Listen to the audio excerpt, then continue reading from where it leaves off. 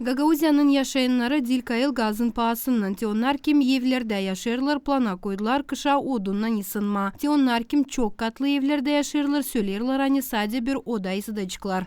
Надеемся, что, может быть, помогут, не знаю. Я не знаю, как. Кто поможет? Umutlanırım hani yardım edecekler. Sanırım hani hükümet yardım edecek. Başka yok kim yardım etsin bana. Yalnız yaşarım. Uşaklarım yok. Kim bana elini uzatacak. Кому нам помочь? Я, например, одинокая, у меня нет детей, некому помочь мне. Очень тяжело.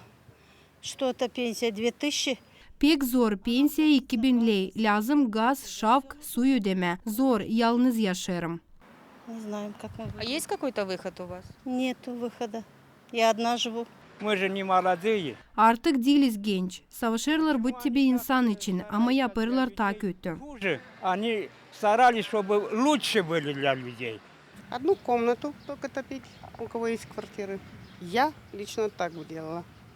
Трехкомнатную квартиру, оставлять только одну комнату. Sadece bir odayı ısıtacağız. Temperatura 1 olacak bütün kışa 18 gradus. Gaz pahalı. Niçin başka yerden onu almıyorlar bilmiyorum. Ne düşünür hükümet?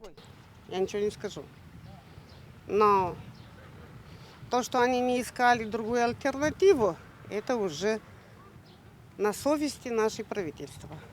Если честно, Yok lafım. вопрос, конечно, очень серьезный. Вообще даже не представляю. У нас двушка. Bizde 2 odalı kvartira. Karımla ikimiz de işleriz ama anlarım hani o paralar yetişmeyecek. Şimdi hepsinde var kredi. Umut sadece hani hükümet yardım edecek. Zira sıra gelecek kazanca aşırıya gitme. Это уже бегство из Молдовы надо делать, потому что, честно, не представляю. İnfrastruktura hem dolay ilerlemek ministrusu Andrei Spânu söyledi hani kuvvetler insan için düşünüyorlar.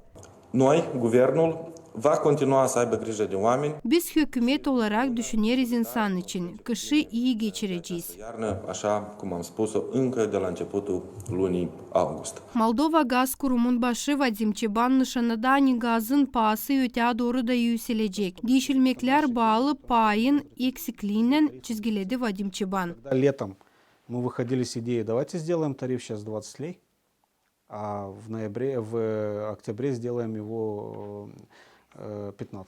Yazın teklif ettik 20 lei gazın pahasını kurma. Canavar ayında da 15 ama bizi kimse işitmedi. Nare bizi işitti ama geç. Açan ta az gaz harcanır o zaman lazım yükseltme payı. Пожалуйста, вот это эффект. Я считаю, что здесь НАРЭ нас услышала, но уже поздновато. Надо было тогда реагировать. Вот это я могу сказать уже, может быть, даже субъективно. НАРЭ не доработала. А мы предлагали такую идею. Moldova'da belli edildi hani 1 milyon 200 bin aileler kışın gazla ısınmıyorlar. Kullanırlar odun ya da kömür. Onlar gazın pahasını bilmiyorlar. Bütün sayıdan 270 bin aile gazla ısınır. 160 bin aile merkez ısıtmak sistemasına göre ısınırlar, söyledi Vyacheslav Ionitsa. Где-то 15-20% как бы.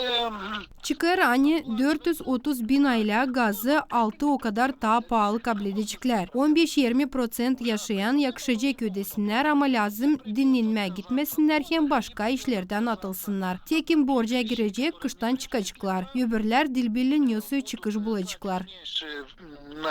На себя, будут оплачивать газ. Canavar ayında gazı satın alacaklar $800 ama insana dini gazın pahası değişilmeyecek. Marina Tapal, Yelena Radkogla, Vladislav Tabachuk, Alexey Gerchuk, GRT Haberler.